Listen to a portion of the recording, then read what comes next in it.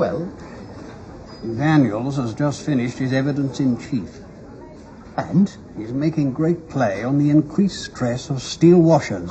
I did warn you. More than twice that of bronze, according to Young's module, or whatever it is. Young's modulus? Whatever that is. It's the relationship between stress and strain for any given material.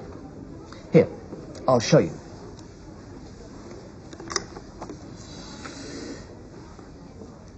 If you plot the amount of stress that appears in a metal, according to the amount of strain imposed on it, if that metal is bronze, you'll get a result roughly like that. The slope of that line represents Young's modulus for bronze. The more the strain, the more the stress in a straightforward linear relationship. If, say, you apply that amount of strain to a bronze washer, it'll produce that much stress in return. What if it's steel, not bronze? Well, in that case, your graph line would go more like that. So, for the same amount of strain, you'll produce around twice as much stress. Just what he said. Your two steel washers are too strong for the polystyrene eyes. Well, whose side are you on? One can't ignore facts. You'll have to knock his evidence down in other ways, discredit his investigations. Of course, I shall do that if I can, but one can't get away from this, can one? Wait a minute. There's more to it than this, you know. Huh? There's the yield point. If you impose enough strain, there comes a point where the metal ceases to behave elastically. After that point, it doesn't return to its original shape anymore. It shows plastic behavior, till eventually it'll break. The same thing happens with steel or any other metal. How does that help us? Well, suppose our steel washers don't behave the way Dr. Cleverdick thinks they do. What if the yield point were not up here, but back down here?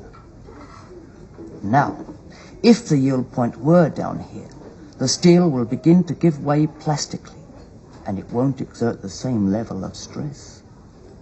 Does it give way like that?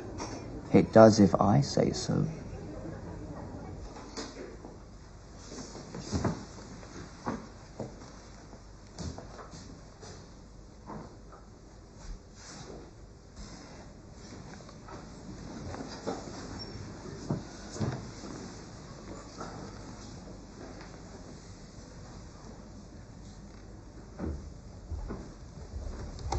You are still on oath, Dr. Daniels.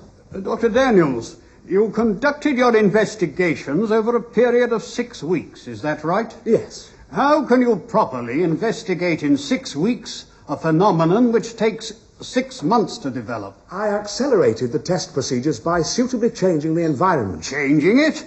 In what way? By immersing the eye assemblies in various organic solvents. So your tests were carried out in a very aggressive environment. You could put it that way. Can you establish beyond doubt that under those conditions there's no change in the mechanism or the factors governing the control of cracks? No, I can't. But we know the same phenomenon occurred in the normal environment. But not necessarily for the same causes. I was unable to find any other causes. Indeed? Are you aware it is not only the washers that were changed at about the same time? Pardon? Are you aware that only a few weeks earlier the plaintiffs altered the design of the eyeball itself? Oh, that. Yes, Doctor, that. I put it to you, Dr. Daniels. The damage to the eyes could have been caused by the alteration to the eyeballs, not the washers. Oh, yes, the curvature of the eyeball was increased. Which would have entailed the introduction of new injection molds, etc. Yes. Suppose, for example, the new molds were not being properly fed. Couldn't that cause weakness in the material and subsequent cracking? Yes, it could. Thank you, Doctor. That was the first thing I checked. I found no indication of faults in the polymers produced in the new molds. So I proceeded to examine other factors.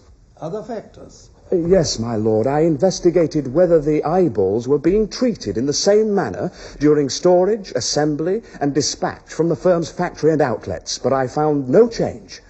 I then looked for the presence of, say, fingerprints, Chemicals in the fabrics of the toys, residual chemicals from the manufacturing technique, harmful vapours in the warehouse. These are all possible culprits that have been known to enhance environmental cracking in polymers. But my results were negative. Any further questions, Mr. Sharp? No, my lord. That is our case, my lord. Very well. I call Mr. Arthur Haley. Mr. Arthur Haley. And during this period, you produced several monographs on the subject. I did. So you are an expert on the subject of industrial metals. I hope so. You gave up your academic career some 8 years ago to move into industry, and you have been production manager for Williams Washers Limited for the past 5 years. That's right. You are therefore familiar with the firm's manufacturing processes and the materials used. Of course. Your firm has produced the retaining washers for a very long time now. For more than 10 years.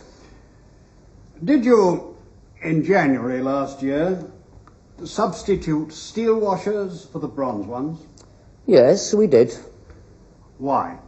Well, with the price of copper going through the roof, it was the only way to keep the costs down. In your expert opinion, are the new washers any less suitable for the purpose than the old ones? They're better. They'll stand up to more rough treatment. And we all know what kids are like. Let us come to the allegations made by Dr. Daniels. His point, as I understand it, is that the stress or force exerted on the shafts by the steel washers may be twice that exerted by the bronze washers, causing the shafts to crack. Do you accept that view? No, I don't. Are you saying, Mr. Haley, that steel does not exert more stress than bronze? No, my lord, I don't deny that, providing the steel behaves elastically. Ours doesn't. And why not? Because we anneal it. What is the effect of annealing? It reduces the yield point of the steel to such an extent that the imposed assembly strain causes the yield stress to be exceeded. I don't quite follow. Well, it means, my lord, that when the prongs are bent back by pushing the shaft through them, they deform plastically.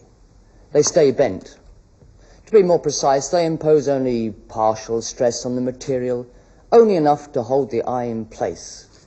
Would you say that your steel washers apply more or less force than the bronze washers? About the same, more or less.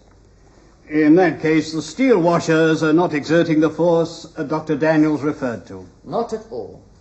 Thank you, Mr. Haley. I tell you, the man is lying. Well, can you prove it? I need to make more tests. But there isn't time. Miss Craddock, do you wish to cross-examine this witness? My lord, there seems to be some disagreement between the experts on this point. Such being the case, I submit that the onus of proof lies with the defendants to prove beyond doubt. I object, my lord. If the plaintiffs fail I to prove... refer, my lord, to the case of Appleby Limited in Cronshaw, 1953. My lord, I refer to Morris & Sons and Engelby Engineering, 1972.